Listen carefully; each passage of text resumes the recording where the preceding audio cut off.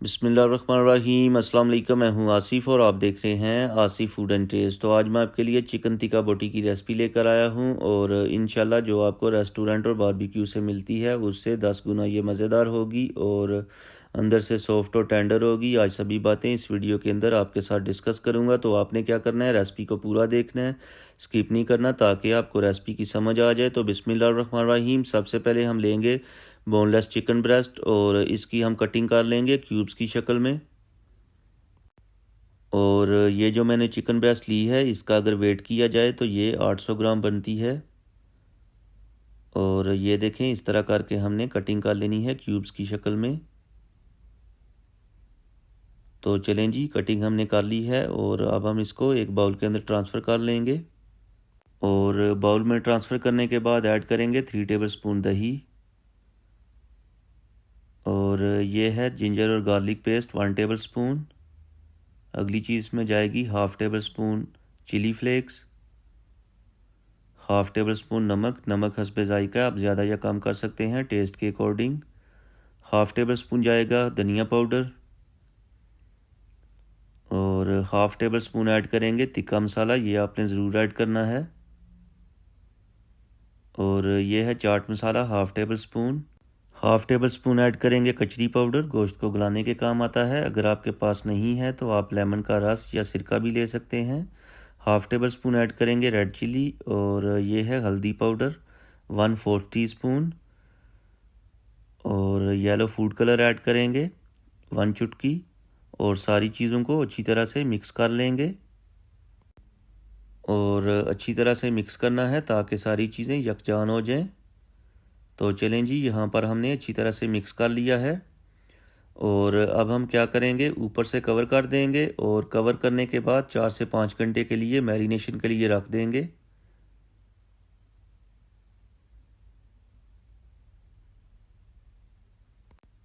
तो यहाँ पर 4 से 5 घंटे गुजर चुके हैं। अब हम क्या करेंगे, प्लास्टिक को ऑफ कर लेंगे और एक दफ़ा इनको मिक्स कर लेंगे।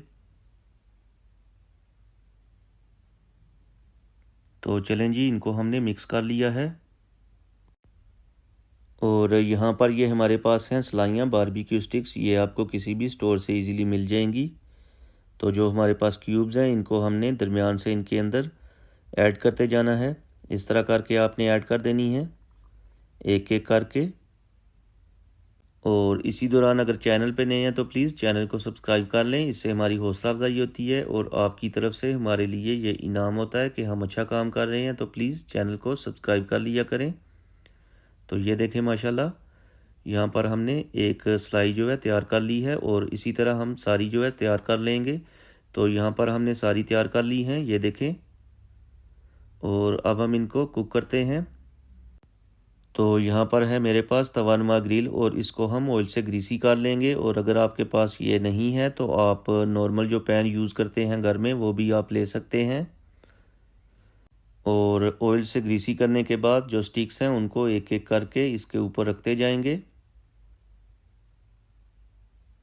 तो इसी तरह करके हम सारी जो स्टिक्स हैं ऊपर रख देंगे।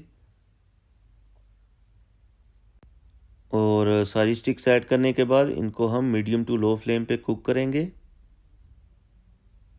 और अगर आपके पास स्टिक्स नहीं है, गांव में रहते हैं, तो आप एक पैन लें, उसमें थोड़ा सा ऑयल डाल के मीडियम टू लो फ्लेम पे इनको आप कुक कर सकते हैं। और स्टिक्स को आपने जब बारबेक्यू करना है तो दोनों साइडों से आपने साइडें बदल बदल के कुक करना है। और इनको हमने 10 से 15 मिनट कुक किया है। और अब हम ब्रश की मदद से थोड़ा सा ऑयल लगाएंगे ताकि इसमें शाइन आ जाए।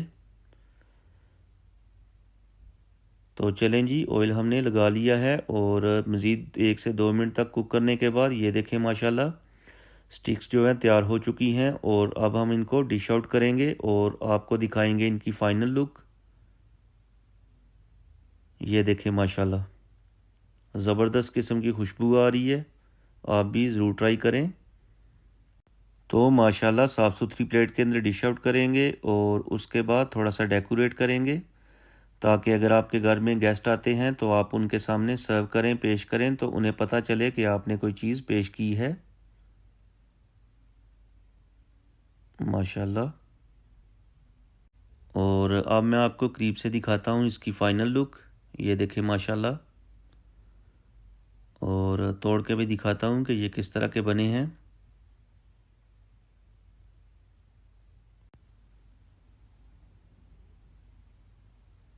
तो ये देखें माशाल्लाह, बिल्कुल मक्खन की तरह सॉफ्ट और नरम है और अंदर तक पके हुए हैं। तो उम्मीद करता हूँ कि आपको मेरी आज की रेसिपी पसंद आई होगी। अगर आपको मेरी आज की रेसिपी पसंद आई है तो लाइक करें, शेयर करें। चैनल पे नए हैं तो प्लीज़ चैनल को सब्सक्राइब कर लें और प्यारा सा कमेंट करके बताएं कि आपको मेरी आज की रेसिपी कैसी लगी है। तो मिलते हैं एक नई वीडियो के साथ। दुआओं में याद रखिएगा। अल्लाह हाफिज़।